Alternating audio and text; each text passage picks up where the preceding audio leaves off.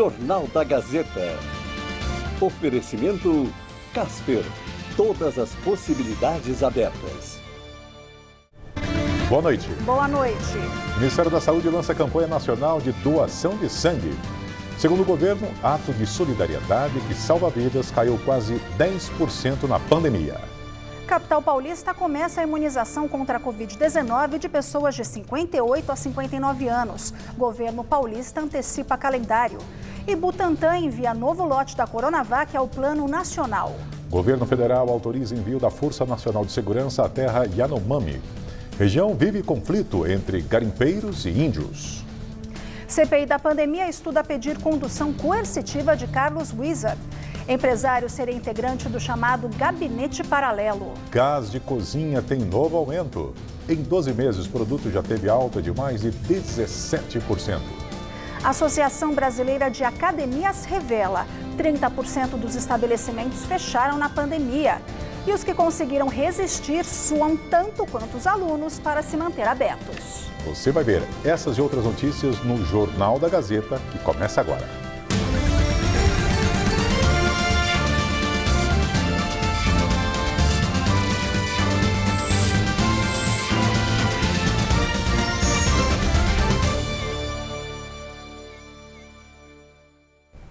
A cidade de Viana, no Espírito Santo, começou a vacinação em massa da população com meia dose da AstraZeneca, produzida pela Fiocruz.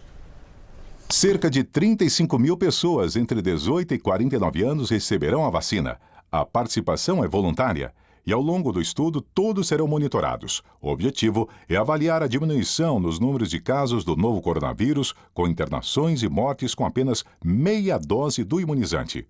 Um grupo de 600 pessoas terá o sangue coletado, o que tornará possível avaliar a capacidade de eficácia da meia dose para gerar anticorpos contra a Covid-19. Essas pessoas foram selecionadas aleatoriamente. Era o algoritmo de computador que via onde eles se inscreveram, se elas aceitavam fazer parte de uma subamostra que, além da vacinação, teria que fazer essas coletas de sangue seriadas ao longo do ano. Então não é uma amostra que nós construímos, mas sim uma amostra aleatória dessa população de Viana, que dá uma ideia para a gente exatamente como a população inteira ser vacinada vai se comportar em relação à produção de anticorpos. Todos os voluntários receberão o reforço no mesmo intervalo, que no caso da AstraZeneca é de 3 meses. Uma expectativa que pode trazer benefícios para o Estado do Espírito Santo, para o Brasil e para o mundo, porque este evento aqui, o resultado deste evento poderá promover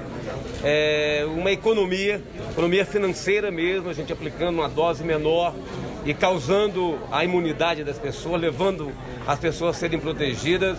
E uma importância social, porque muitos países têm dificuldades, né? São países pobres, que têm dificuldade de adquirir vacinas, e isso pode levar a um custo menor dessas vacinas. Então, a importância científica, a importância social, a importância econômica, e o mais importante de tudo é a gente poder, de fato, proteger a vida das pessoas do mundo todo. Pesquisas semelhantes foram realizadas no interior de São Paulo, em Serrana, com a Coronavac, e em Botucatu, com a AstraZeneca. No entanto, o estudo no interior paulista foi com a dose inteira e não com a metade, como é feita agora em Viana. Em Serrana, as mortes pela Covid-19 caíram 95% após a imunização em massa. Um estudo realizado pelos institutos Butantan, Adolfo Lutz e Medicina Tropical traz um certo alívio aos paulistanos. Ela concluiu que não há circulação da variante indiana na capital paulista. De acordo com o secretário Edson Aparecido, o resultado foi obtido a partir do envio semanal de 250 amostras de testes positivos da Covid-19, colhidos em diversos pontos da cidade. O sequenciamento genético demonstrou que a variante P1 do novo coronavírus, identificada no início do ano em Manaus, corresponde a mais de 90% do total dos casos verificados em São Paulo entre os meses de abril e maio. Aqui na capital, começou hoje a vacinação contra a Covid-19 de pessoas entre 58 e 59 anos, incluindo profissionais da educação. No fim de semana, o governo do estado anunciou a antecipação das doses em 30 dias. E hoje foi entregue um novo lote da Coronavac ao Ministério da Saúde. O carregamento com 1 milhão de doses da Coronavac produzidas pelo Instituto Butantan deixou a sede do laboratório hoje cedo com destino ao Centro de Armazenamento do Ministério da Saúde. As entregas ao Plano Nacional de Imunização voltaram a ser feitas na sexta-feira, depois de um período de paralisação completa da produção por causa da falta de insumos vindos da China. Com o novo lote entregue hoje, o Butantan totaliza 49 milhões de doses enviadas desde o começo do ano. Durante coletiva de imprensa, o governador João Dória, do PSDB, manteve a previsão de concluir a entrega de 100 milhões de doses da Coronavac até o final de setembro. Esse é o total previsto nos 2 contratos com o governo federal. Independentemente da disputa eleitoral do ano que vem, quando João Dória deve se lançar candidato à presidência, o governador de São Paulo já tem acumulado capital político graças à vacina produzida pelo Instituto Butantan. A mais nova promessa do final de semana gerou grande entusiasmo: a antecipação em 30 dias da vacinação em todo o estado paulista para todos os grupos da população. Hoje, o tucano disse que antecipar o calendário só será possível graças ao melhor planejamento das doses futuras que ainda serão entregues pelo Ministério da Saúde. Organização, planejamento, orientação, aproveitamento pleno das doses das vacinas, disponibilidade de seringas corretas, agulhas e um sistema operante com profissionais da linha de frente, especialmente as enfermeiras e enfermeiros. Isso tem feito de São Paulo o estado que mais vacina no Brasil. Nós já temos hoje mais de 19 milhões e 200 mil brasileiros vacinados aqui em São Paulo. Em números absolutos, é o estado que mais vacinou e seguirá dentro deste mesmo bom ritmo. Com as mudanças ficou assim: entre 16 e 22 de junho é a vez de quem tem entre 50 e 59 anos. Entre 23 e 29 de junho, pessoas entre 43 e 49 anos. Dos dias 30 de junho a 14 de julho, serão vacinadas pessoas entre 40 e 42 anos. E entre 15 e 29 de julho, o público imunizado será o de 35 a 39 anos. E as pessoas que têm entre 30 e 34 anos receberão as doses entre 30 de julho e 15 de agosto. Já entre 16 a 31 de agosto, é a vez os que têm entre 25 e 29 anos. E fechando o calendário, os mais jovens entre 18 e 24 anos ficam com os dias 1º a 15 de setembro, data prevista para o fim da vacinação em todo o estado. Na capital, começou hoje a imunização de pessoas entre 58 e 59 anos, já que os municípios têm autonomia para a logística. O grupo contemplado inclui todos os profissionais da educação básica e temporários da educação estadual, municipal, federal, além da rede privada. É preciso levar o comprovante de endereço. Os grupos anteriores seguem sendo vacinados nos 468 postos de saúde da capital. A Janssen suspendeu o envio de 3 milhões de doses das vacinas que chegariam ao Brasil amanhã. O motivo da suspensão temporária não foi informado. As doses chegariam ao país perto do prazo de validade, que vence dia 27 de junho. Por esse motivo, seriam distribuídas apenas para as capitais, com mais estrutura. No início desse mês, o ministro da Saúde, Marcelo Queiroga, informou que o governo conseguiu adiantar 3 milhões de doses para junho, que estavam previstas somente para o último trimestre de 2021. O Brasil fechou um acordo com a Janssen de 38 milhões de doses. Até o momento, a vacina é a única que requer a aplicação de uma só dose, o que facilita o processo de imunização. Atualmente, o Brasil tem 3 vacinas disponíveis para o plano de vacinação contra a Covid-19: Coronavac, AstraZeneca e Pfizer. E depois de confirmar o atraso, o ministro da Saúde, Marcelo Queiroga, afirmou que as doses devem chegar na quarta-feira. E a Anvisa aprovou a ampliação do prazo de validade do imunizante de 3 para 4 meses e meio, com base nos protocolos usados nos Estados Unidos. Diante da proximidade dos 490 mil mortos em decorrência da Covid-19, o Brasil vacinou pouco mais de 11% da população com as 2 doses. Segundo a Organização Mundial da Saúde, O cenário de pandemia só começa a dar sinais de melhora entre 60% e 70% de imunizados. E alívio para moradores de Fernando de Noronha. A ilha começou a vacinar pessoas a partir dos 18 anos. Hoje também o governo de Pernambuco flexibilizou atividades na região metropolitana de Recife e determinou quarentena mais rígida no sertão até o dia 27. O acesso às praias na Grande Recife está permitido, mas atividades comerciais na faixa de areia só podem acontecer de segunda a sexta-feira. Cerimônias religiosas e o comércio em geral foram liberados no sábado e domingo, com regras e horários restritos. Em outras regiões, as atividades econômicas já podem funcionar aos fins de semana também. Shoppings reabriram hoje no agreste pernambucano. Mas, devido ao alto número de casos da Covid-19, 35 cidades do sertão do estado continuam em quarentena rígida.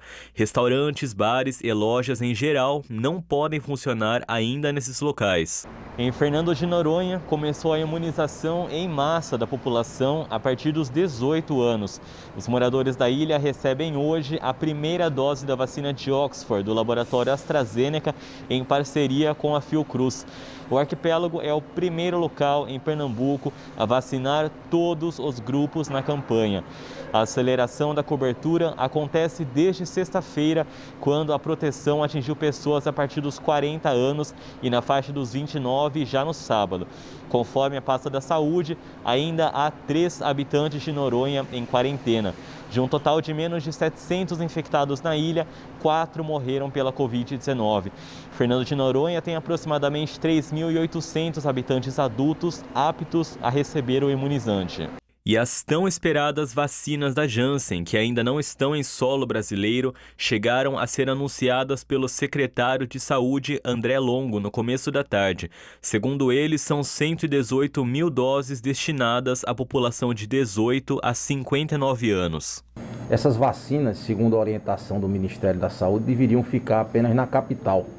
Mas por decisão do governador Paulo Câmara e pactuação com os municípios, nós estaremos distribuindo também 50% das doses que vão chegar para o interior do estado, para as 5 regionais de saúde mais acometidas nesse momento pela doença. E nos municípios do interior de São Paulo, onde medidas mais restritivas foram adotadas antes do fim de semana, denúncias de desrespeito foram registradas. Em Presidente Prudente, a Prefeitura aplicou 9 autuações em restaurantes, lanchonetes e uma tabacaria. Mais de 2.400 pessoas morreram com a Covid-19 no Oeste Paulista. Para barrar o avanço do vírus, ações como fechamento de supermercados e restrição à circulação de pessoas foram impostas a ao menos 14 cidades do noroeste do estado, como Catanduva. Hoje, Palmares Paulista decretou lockdown. A região depende de leitos de Catanduva, que sofre com mais de 100% de ocupação nos hospitais. Hoje é o Dia Mundial do Doador de Sangue e, para marcar a data, o Ministério da Saúde lançou uma campanha com o objetivo de incrementar o estoque de sangue do país, que teve uma redução de 10% desde o início da pandemia. A repórter Sabrina Pires traz os detalhes ao vivo, direto da redação do Jornal da Gazeta. Boa noite, Sabrina. Luciana Laerte, boa noite a todos. Essa queda de 10% nas doações é atribuída ao pandemia, esse movimento das pessoas menor nas ruas durante esse período. Mas o governo precisou acionar o Plano Nacional de Contingência de Sangue para remanejar bolsas de sangue para pelo menos 9 estados, São Paulo, por exemplo. Agora, para não faltar, é preciso doar. E para doar, é preciso ter entre 16 e 69 anos de idade, ter mais de 50 quilos e ter comido e dormido bem nas últimas 24 horas. E também levar a um dos postos de doação um documento com foto. Agora, cada vez que a gente faz uma doação, a gente ajuda até 4 vidas, pode salvar até 4 vidas. E o nosso organismo se recompõe em 24 horas. Por isso, para que essas doações sejam constantes, o ministro da Saúde, Marcelo Queiroga, lançou hoje essa campanha para pedir que as pessoas sejam frequentes nessas doações. Vamos ouvir. O Ministério da Saúde considera essa ação absolutamente prioritária. É por isso que em 2020, 1,6 bilhão de reais foi investido na Rede Nacional de Serviços de Hematologia e Hemoterapia. Essa campanha nacional, ela torna visível esse ato de solidariedade e de amor, que é o ato de doar sangue. O presidente da CPI da Covid-19, Omar Aziz, do PSD, afirmou que caso o empresário Carlos Wizard não compareça à comissão, será feita uma condução coercitiva. O senador disse que o bilionário não respondeu às tentativas de contato e, segundo informações que obteve, ele não está no Brasil. A reportagem é do nosso correspondente em Brasília, Afonso Marangoni.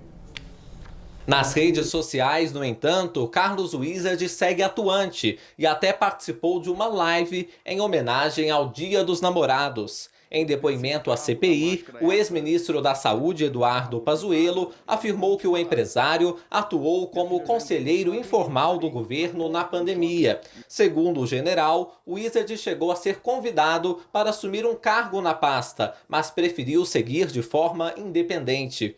No ano passado, ele passou um mês em Brasília como conselheiro do então ministro e teria participado do suposto gabinete paralelo. O empresário é defensor do tratamento precoce, que usa remédios sem comprovação científica e é contrário às medidas de lockdown. O depoimento de Wizard está marcado para a próxima quinta-feira, mas a expectativa é de que, como ele ainda não respondeu formalmente ao Senado, não compareça.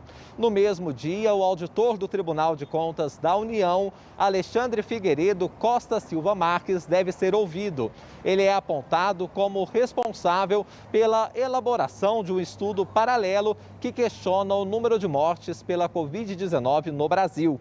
Na semana passada, a CPI aprovou a quebra dos sigilos de cerca de 20 pessoas, inclusive de Wizard. Desde então, vários dos atingidos pelas decisões recorreram ao Supremo Tribunal Federal. No fim de semana, ministros da Corte mantiveram quebras de sigilo telefônico e telemático determinadas pela CPI. Ricardo Lewandowski negou pedidos do ex-ministro da Saúde, Eduardo Pazuello, e da secretária do Ministério, Mayra Pinheiro, que tentavam reverter a decisão da comissão. Ao analisar as ações, o ministro entendeu que a CPI agiu dentro da sua competência e que não cabe ao Poder Judiciário interferir.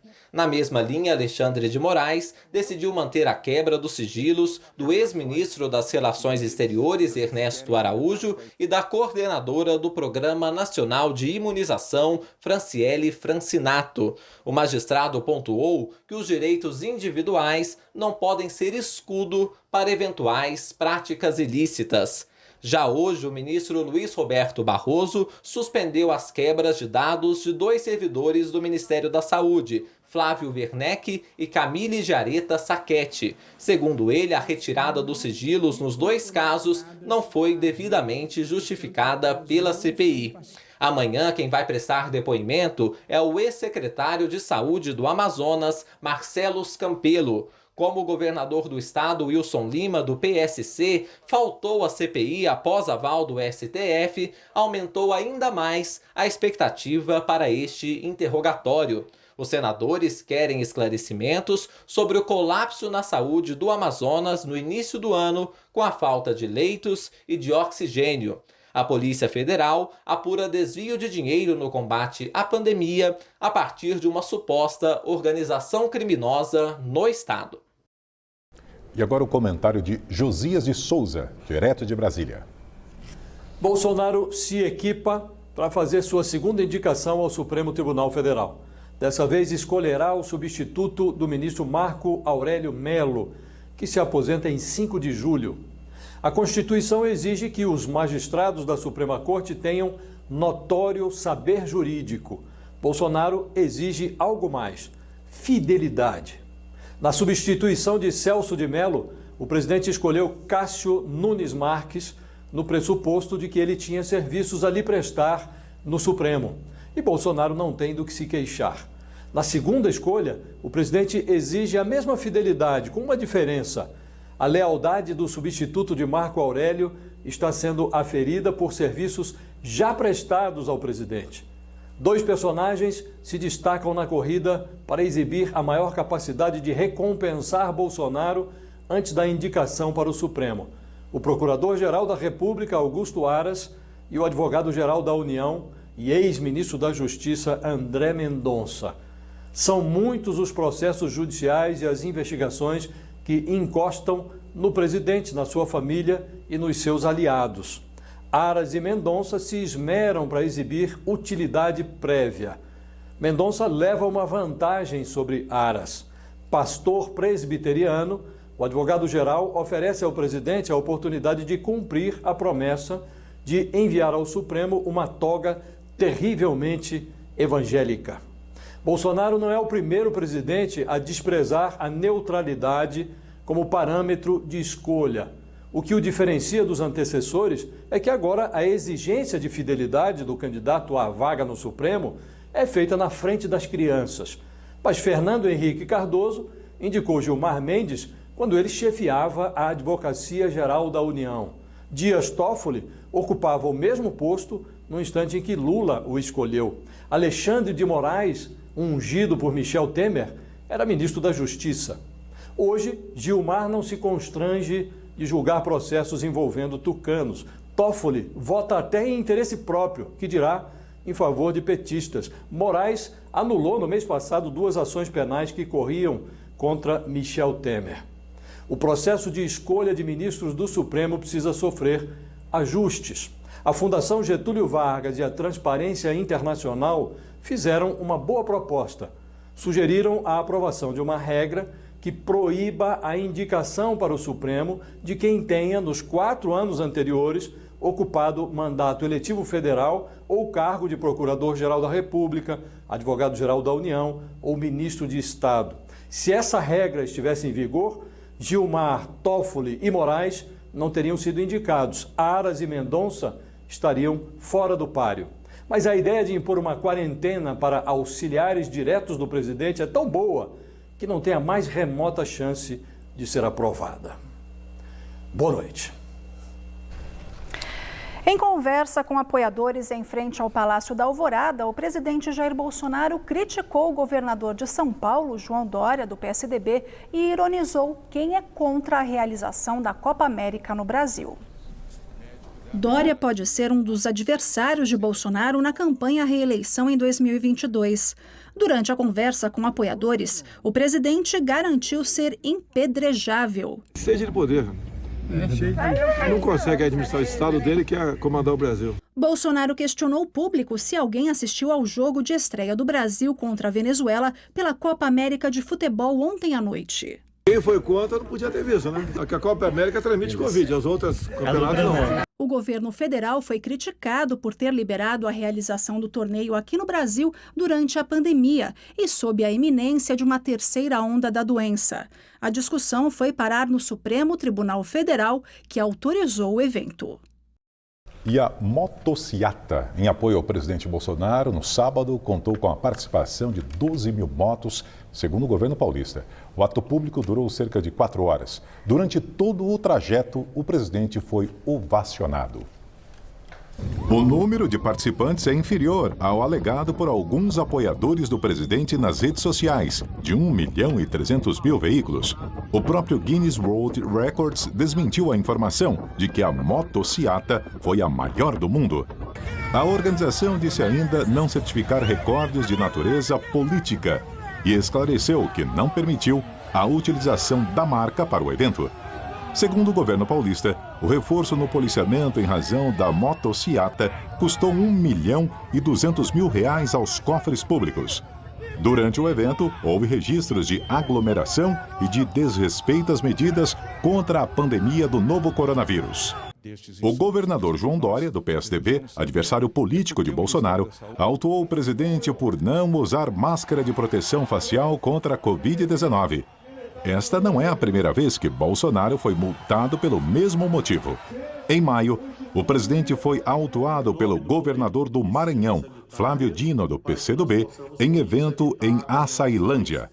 Ao longo de todo o trajeto, gritos de "Aqui é Bolsonaro", "Viva Bolsonaro" e "Isso está gigante" se misturaram ao som das buzinas e do ronco dos motores das motocicletas. Durante o discurso, logo após o evento, Bolsonaro disse que não há nada no mundo cientificamente comprovado que possa combater a Covid-19.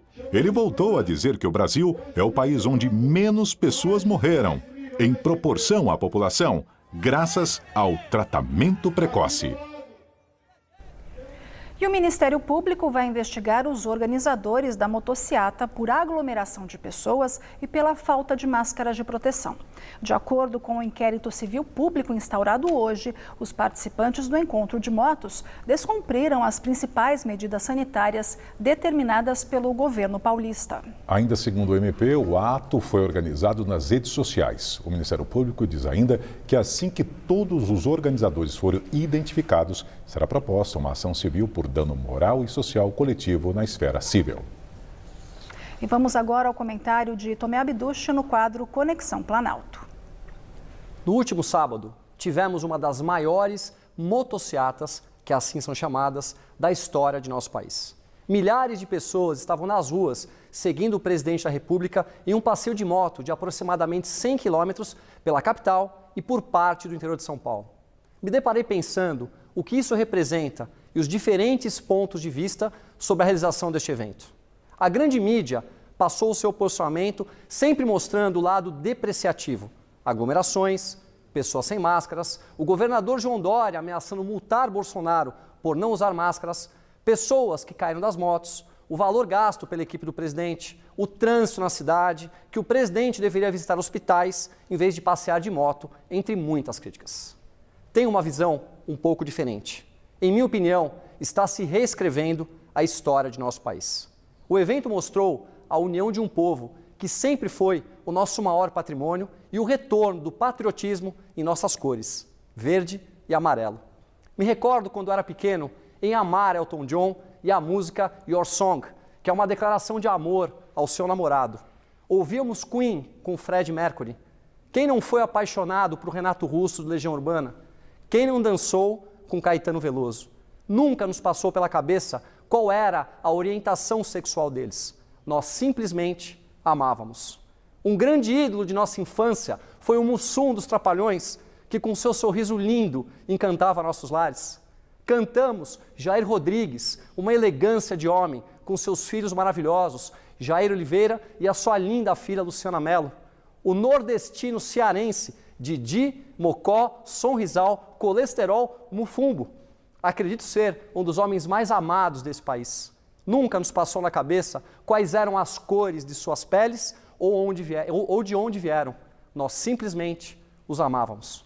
O Brasil sempre foi visto por todo mundo como o país da união, um país onde árabes e judeus se respeitam e se amam. Aliás, eu sou árabe e digo de boca cheia, que povo maravilhoso é o judeu.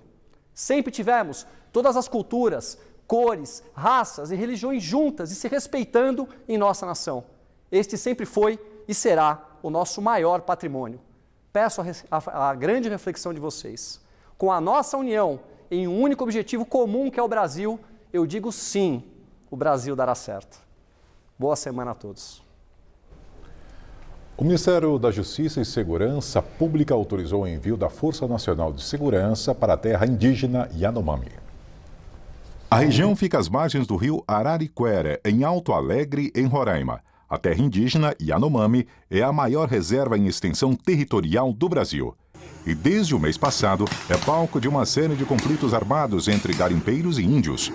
Agora, em junho, o ministro do Supremo Tribunal Federal, Luiz Roberto Barroso, determinou que o governo federal tome medidas para proteger a terra Yanomami. Ele atendeu a um pedido da Defensoria Pública da União e da Articulação dos Povos Indígenas do Brasil. Na decisão, o juiz afirmou que há indícios de ameaça à vida, à saúde e à segurança da comunidade.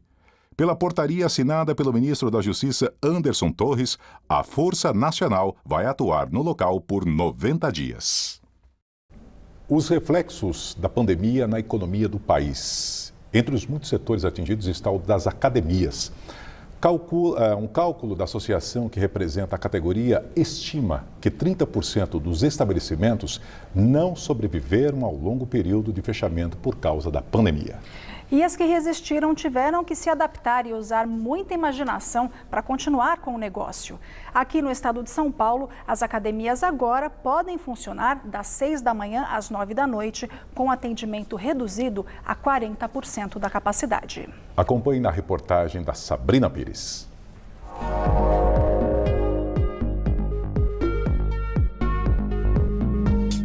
Já suou para realizar um sonho e de repente não é que ele vira realidade? O Edson tem essa história para contar. Meu sonho foi ter um estúdio de pilates. E aí, através de muita luta, eu consegui construir tudo isso, né? A parte do pilates, da musculação, do funcional. Que se concretizou em 2019, estava indo tudo bem até março de 2020. A pandemia testou a resistência do Edson e ele precisou fazer uma ginástica por aqui. Juntou aparelhos de pilates e musculação no mesmo ambiente, devolveu um dos andares, renegociou o aluguel, redobrou a limpeza da academia e passou a fazer tudo sozinho, sem poder pagar mais os funcionários. Os alunos que muitos me ajudaram no período continuaram pagando a mensalidade, porque a mensalidade também é diferenciada um pouco. Se tiver o terceiro lockdown, eu não sei te dizer como vai ser. Mas medo não é desculpa por aqui. A Academia de Guarulhos, na Grande São Paulo, segue na missão de dar força e saúde, inclusive a quem cuida dos pacientes da pandemia, como a Érica, que é auxiliar de enfermagem. Importantíssimo para a mente e eu acho que é importante para você ficar ativo. E eu acho que ajuda muito também na depressão e na sua autoestima. Melhora muito. Momento de onde eu relaxo, por mais que eu sinta dor, mas é onde eu relaxo. E como a ordem é se reinventar, Edson virou também produtor de conteúdo nas redes sociais. E assim faz a própria divulgação. De quebra, incentiva os alunos a pegar pesado no treino.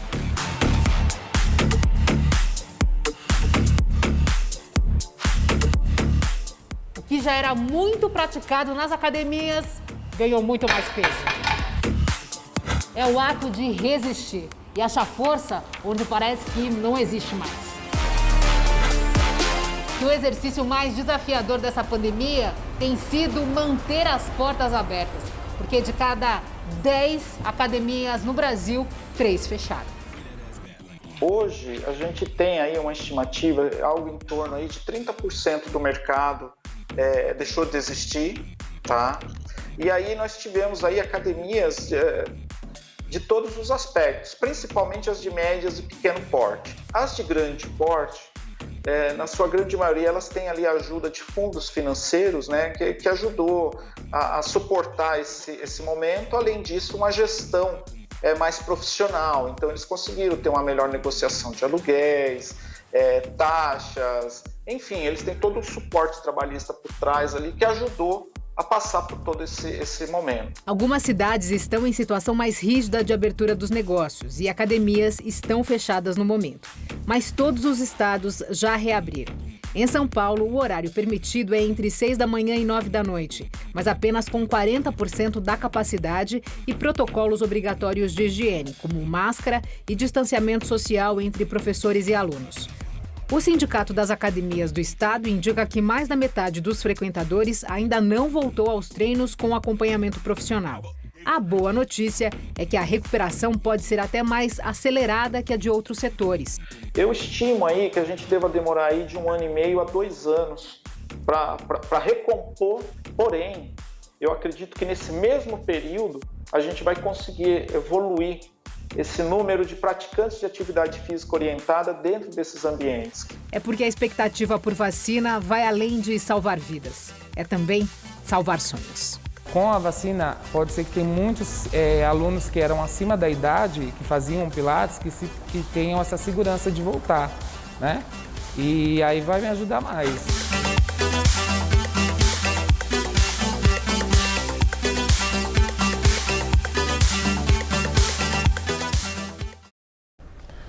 No mercado financeiro, o dólar comercial fechou o dia com desvalorização de 1,13%, cotada a R$ 5,06 na venda.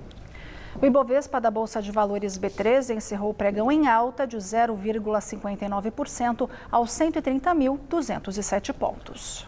O consumidor sentiu mais uma vez no bolso o reajuste do gás de cozinha. Na sexta-feira, a Petrobras aumentou o valor do produto para distribuidoras em 5,9%.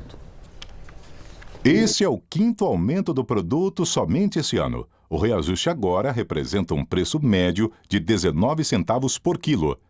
Nos últimos 12 meses, o gás de cozinha teve alta de 17,25%. O reajuste para as distribuidoras, segundo a Petrobras, segue o equilíbrio com o mercado internacional.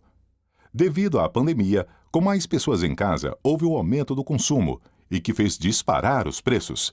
Macapá registra o maior valor. A capital do Amapá tem preço do botijão, em média, de R$ 104.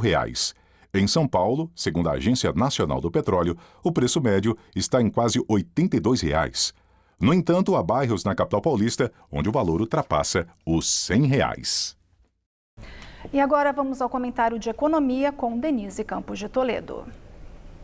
E o mercado continua animado com o desempenho da economia. Depois de muita preocupação com a pandemia, apesar de os números não terem melhorado muito, se constatou uma capacidade de resistência maior que o previsto. O relatório Focus de hoje trouxe a 8ª revisão para cima da previsão do PIB, agora para 4,85%, com muitas instituições já prevendo 5% até 5,5%.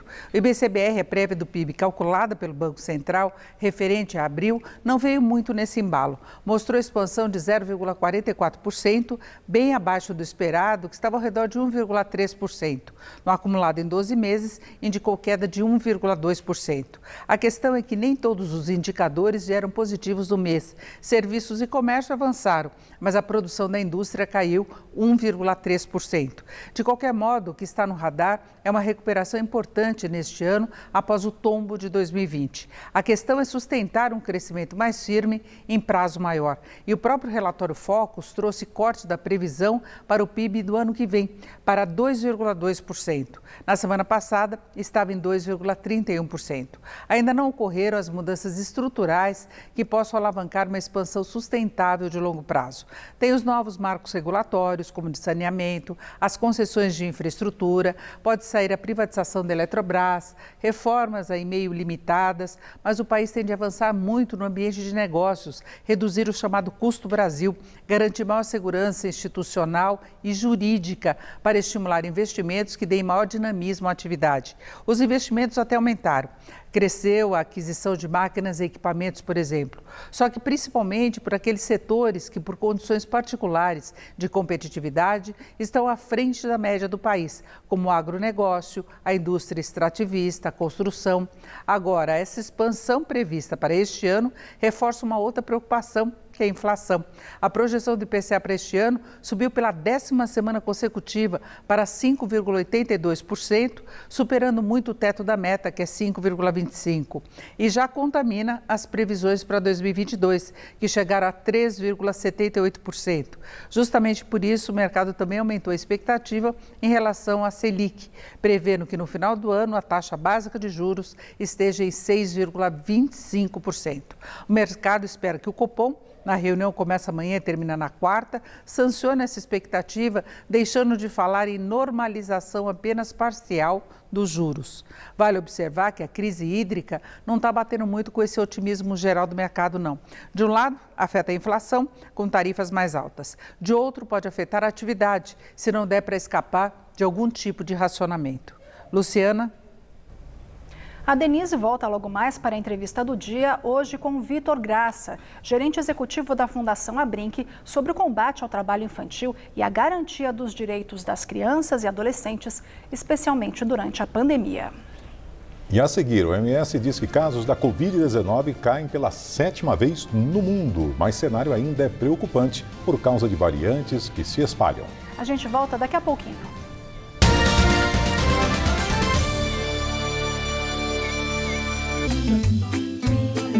Nesta terça, o Mulheres vai te ajudar na missão de manter a pele saudável durante o inverno. Nessa época do ano, os cuidados precisam ser redobrados. Na culinária, o chefe Marcelo Nagata prepara um frango à milanesa diferente. Pamela Domingues aprende e ensina pra gente uma receita deliciosa de quibe de frigideira no Beabá da Cozinha. Mulheres é nesta terça, 15h. Chegou o Forte Viron Anti-Age. Com ele você ganha mais memória, mais força e mais tônus muscular. E ainda traz aquela sensação gostosa de voltar no tempo, como se você nunca deixasse de ser jovem. Forte Viron Anti-Age. Contém ativos naturais que auxiliam no combate ao envelhecimento, renovando o organismo. Forte Viron Anti-Age. Você melhora a cada dia. Forte Viron Anti-Age é um medicamento. Seu uso pode trazer riscos. Procure o médico e o farmacêutico. Leia a bula. Em tempos de pandemia, a sua segurança vem em primeiro lugar. Pensando no bem de todos, a São Silvestre mantém a sua tradição. A principal corrida de rua do país acontecerá no dia 31 de dezembro. Se você já se inscreveu, fique tranquilo.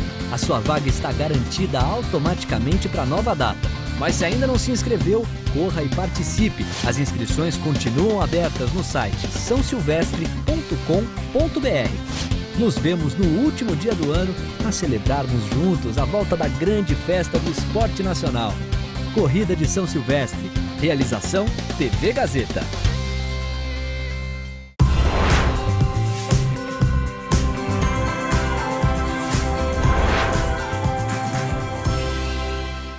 Você sempre quis escolher uma profissão que fosse também um modo de expressar aquilo em que você acredita.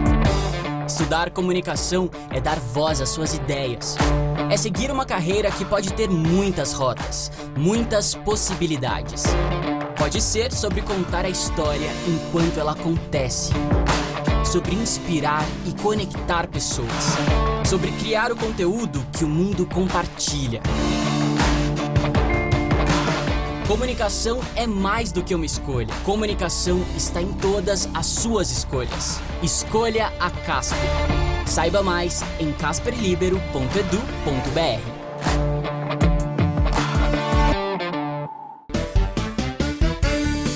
Você já ouviu falar no termo stalking? Nesta terça vamos conhecer esse crime de perseguição que invade a vida pública e privada das pessoas. Eu te conto tudo que anda agitando a vida dos famosos. E na culinária a gente aprende a fazer um delicioso nhoque de abóbora com ragu de carne seca. Essa receita vai agradar a todos os paladares. O Revista da Manhã é nesta terça, 10h30.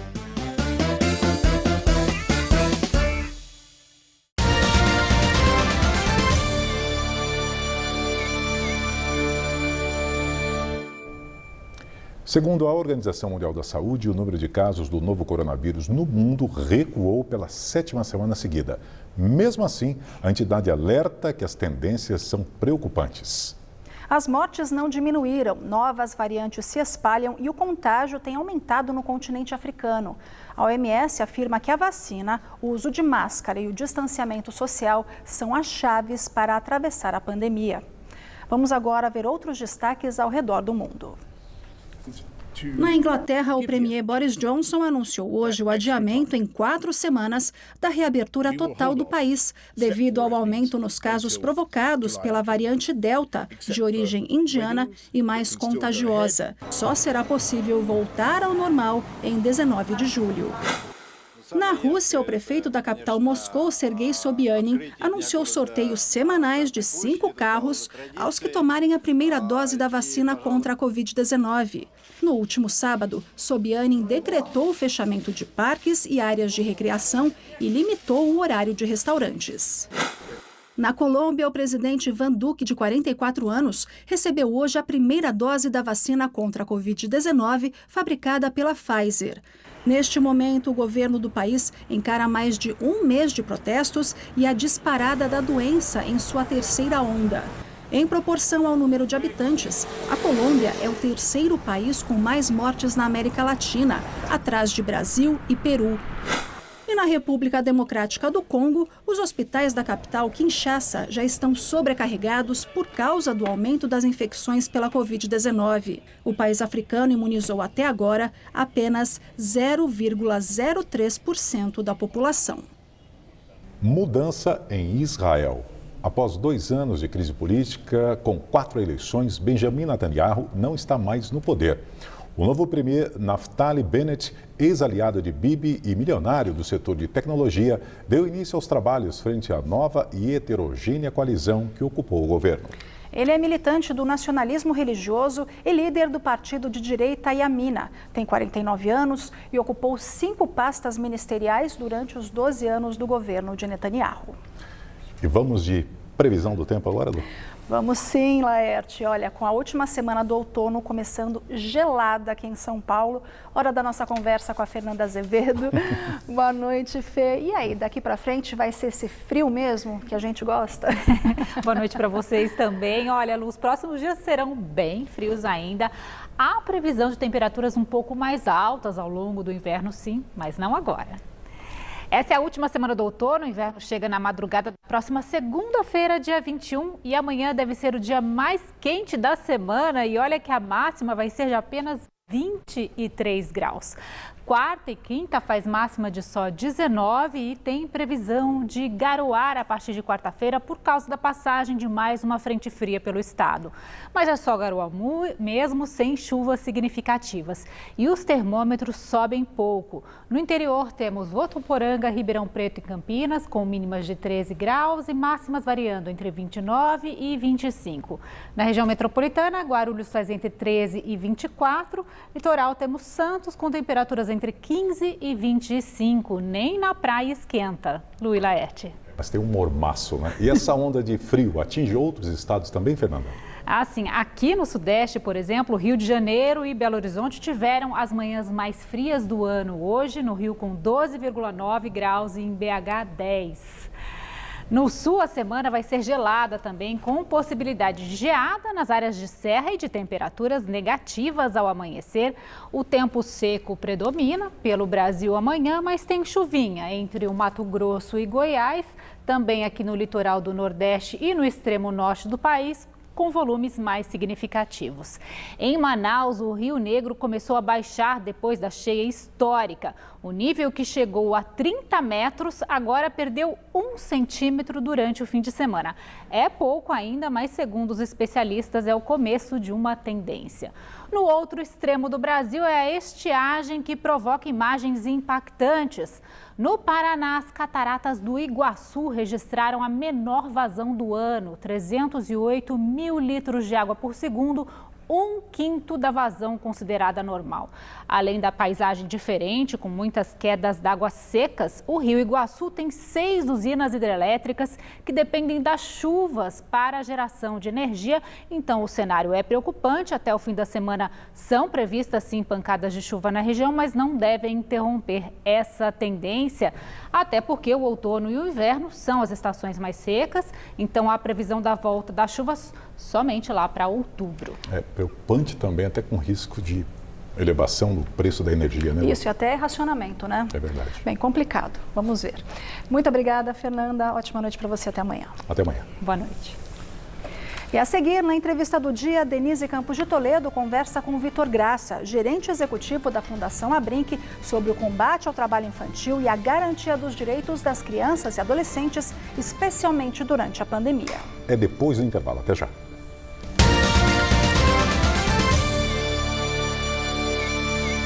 Melhores descontos em automóveis. No Gazeta Motors tem. Todas as novidades do mercado imobiliário. No Gazeta Imóveis tem. A maior variedade de produtos. No Gazeta Shopping tem. Tudo o que você quer e precisa. Aqui tem. Gazeta Imóveis. Gazeta Shopping.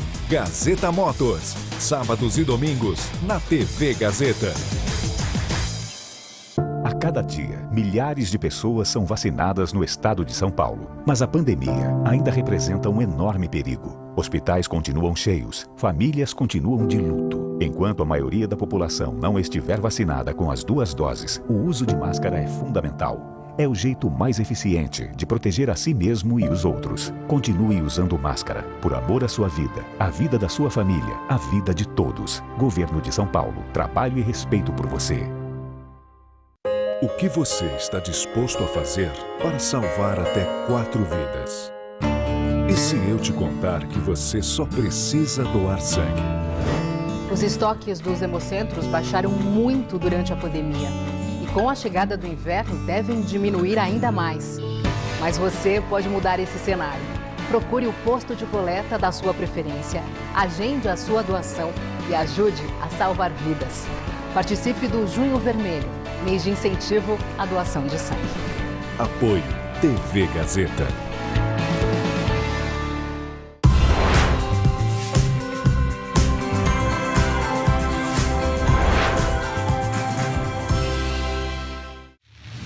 Muito mais completo, muito mais dinâmico, muito mais atualizado. GazetaEsportiva.com. Os principais campeonatos, reportagens especiais, placar ao vivo, enquetes, conteúdos exclusivos, entrevistas, resenhas, bastidores, notícias minuto a minuto, vídeos e muito mais. GazetaEsportiva.com. Muito além dos 90 minutos. Viver uma rotina intensa exige preparo. Afinal, quando você precisa estar para cima, é bom que o seu corpo também esteja. Não deixe sua disposição acabar quando você mais precisa dela. Conheça Fortiviron, um medicamento com ativos de origem natural que age de dentro para fora, revigorando todo o organismo. Melhora o desempenho sexual de homens e mulheres. Fortiviron, você sempre para cima.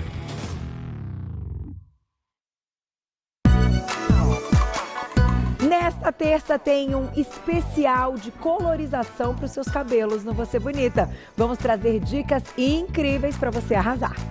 Na culinária, a gente prepara um cuscuz paulista vegetariano especial para a festa junina em casa. E o Papo Médico vai ser sobre pintas. Descubra quando elas passam a ser uma preocupação. O Você Bonita é nesta terça, meio-dia.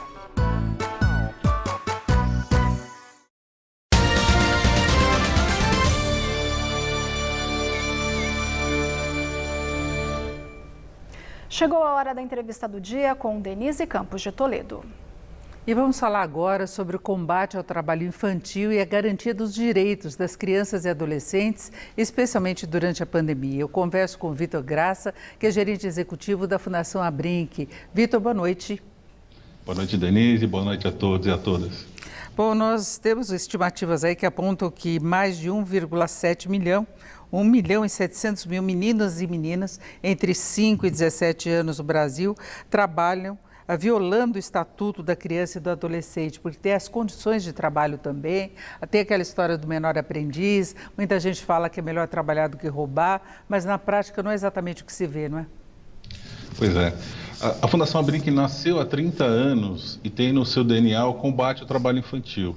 Naquela época eram 9 milhões de crianças no trabalho infantil e nesse combate, junto com outras organizações, junto com muitas políticas públicas, a gente chegou nesse número de 1.700.000, que ainda é muita criança e adolescente no Brasil. Agora, em junho, a gente tem um trabalho mais forte, né? A gente tem uma campanha não ao trabalho infantil, porque tem o Dia Mundial contra o Trabalho Infantil. Então, a Fundação trabalha junto com a sociedade para conscientizar, inclusive contra isso que você falou. Não é melhor trabalhar do que roubar, é melhor estar na escola, fazendo esportes, cultura, ajudando no desenvolvimento dessas crianças, né? Agora, Vitor, alguns estudos do exterior apontam que houve um crescimento do trabalho infantil agora, durante a pandemia, depois de 2 décadas de queda. Não é? Aqui no Brasil, eu sei que não tem levantamentos recentes, mas a gente sabe que muitas crianças ficaram, inclusive, desmotivadas de ir para a escola, não tinham condições de acompanhar online, os pais perderam o emprego e isso acaba levando ao trabalho infantil, não é? Tem uma pressão muito forte, a gente sente isso, né, durante a pandemia, porém, como você disse, a gente está aguardando para ver os dados. Continuamos trabalhando, então a gente continua trabalhando para que a legislação ajude a não ter o trabalho infantil, fazendo campanhas como essa para dizer não ao trabalho infantil e com programas e projetos para conseguir reduzir, né? Então a gente tem projetos no interior e na cidade, tem um trabalho agrícola e um trabalho urbano. Então a gente tem sentido a pressão e, por outro lado, aguardando os números. A gente tem uma realidade que, após a volta às aulas, aí, com segurança, com o pessoal da educação todo vacinado, que o espaço das escolas vai ser um espaço para a gente entender como essas crianças voltam da pandemia, né? Com relação à nutrição, saúde mental e ao trabalho infantil. Agora, que tipo de assistência pode ser dada para evitar que as crianças tenham de trabalhar? Se as famílias precisam de um reforço, se as famílias não têm condição mesmo, padrão de vida? Esse é chamado aquele ciclo negativo, né? Onde a família não tem recurso, coloca a criança no trabalho infantil, essa criança tem problemas muito sérios, pode ter amputações, fraturas, tem problemas de, com muito trabalho, não ter capacidade de aprendizagem. Tem até um estudo da FGV que mostra, a cada ano a mais de estudo, 15% a mais de renda lá na frente. Então, aí seria o ciclo virtuoso, né? Estudo, renda lá na frente e não ter de novo as famílias precisando colocar seus filhos no trabalho infantil. Então, mas como tirar? Como dar suporte às famílias para evitar o trabalho infantil? Então, nesse momento a gente tem as campanhas de alimentos, né? A Gazeta tem feito uma campanha muito importante e outras organizações têm feito, nós temos feito, a gente já distribuiu 50 mil cestas básicas, quase 3 toneladas. Esse é a ajuda imediata.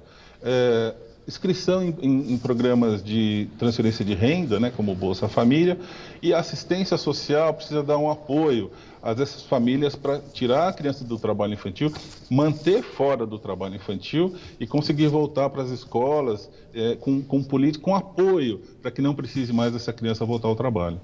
Porque muitas vezes também tem a posição da própria família, é o que a gente estava falando no começo, de achar que a criança, para ser honesto mais à frente, trabalhador, tem que começar muito cedo, né? E a gente entende que às vezes um pensamento positivo da família colocar no trabalho, até porque a criança pode não ter, tem criança que vai para a escola e está no trabalho infantil. Então aí vem a política pública para poder, no contraturno, como a gente chama, então crianças que estudam de manhã ir para uma atividade à tarde e quem está à tarde fazendo de manhã, ou a educação em tempo integral, para essa criança estar protegida, para o pai poder trabalhar e saber que a criança não está sendo, tem até riscos, né, de abuso, violações, né, isso é muito importante. E, Vitor, quem detectar irregularidades, trabalho irregular de crianças, onde pode denunciar? No nosso site nãotrabalhoinfantil.org.br tem os links. O Disque 100 está sempre 24 horas, você não precisa se identificar.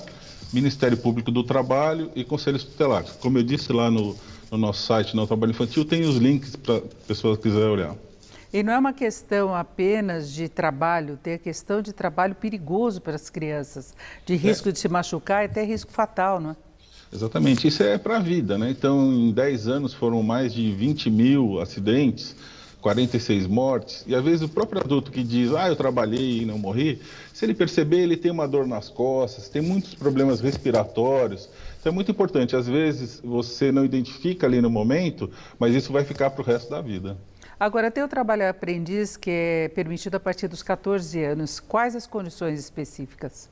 Então, a gente sempre incentiva, a gente tem um programa chamado Empresa Amiga da Criança, que as empresas não tenham trabalho infantil, façam algum investimento num projeto para criança e adolescente, e o trabalho infantil é proibido para menores de 16 anos, mas a partir dos 14 ele já pode trabalhar como aprendiz. Então, essa criança estuda, ela passa por uma organização para ter uma formação e trabalha algumas horas já aprendendo uma profissão na empresa. Isso é bom para as crianças e para as empresas também, né? Mas aí vinculada ao ensino mesmo, ela ter de frequentar a escola, né? Sempre frequentando a escola, sempre linkado a uma organização.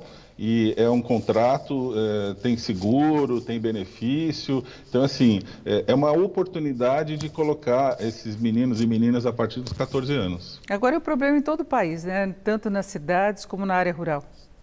É importante isso, né? Que na faixa etária entre 5 e 13 anos, é mais na parte de agricultura e no campo. Depois o trabalho urbano, né, de 14 a 17, é mais forte nas cidades, nas grandes cidades. E aí você pega, então, na agricultura, criação, e nas grandes cidades, pequenos comércios, e indústrias, às vezes na rua, né? Então tem essa divisão. Por isso que a gente diz, esse 1.700.000 é muita criança, mas a gente precisa fazer trabalhos específicos em cada região para acabar com o trabalho infantil. É isso, nós ouvimos o Vitor Graça, que é gerente executivo da Fundação Abrinq. No site tem mais informações. Vitor, eu te agradeço muito a sua participação aqui no Jornal da Gazeta. Obrigada, boa noite. Boa noite a todos. Com vocês. O Jornal da Gazeta termina aqui. A gente volta a se encontrar amanhã, às 7 da noite. Ótima noite para você, até lá. Boa noite, até amanhã.